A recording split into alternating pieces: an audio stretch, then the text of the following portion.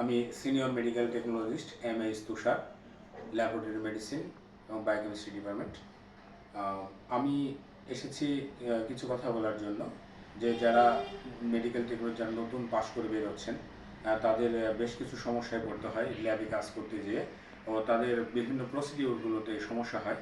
এই প্রসিডিওর সমস্যাগুলো সমাধানের জন্য আমি আমার ফেসবুকে পরবর্তী যে কন্টেন্টগুলো আমি দিব, সেই কন্টেন্টগুলোতে প্রত্যেকটা টেস্টের আলাদা আলাদাভাবে আমি ডেসক্রিপশান করব। আশা করি আমাদের যে নতুন ভাই বোন যারা টেকনোলজিস্ট আছেন তাদের ল্যাবে কাজ করতে হেল্পফুল হবে বলে আমি মনে করি। এবং আমি প্রত্যেকটা ডিপার্টমেন্টে আমি আলাদা আলাদা করে একটা করে কন্টেন্ট ছাড়বো, যে কন্টেন্টগুলো দিয়ে আশা করি আপনাদের হেল্প হবে।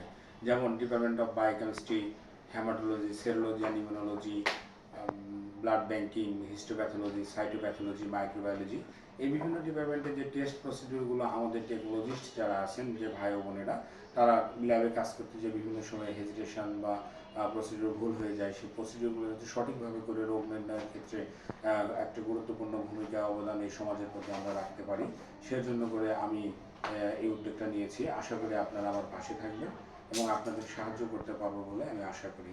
ধন্যবাদ।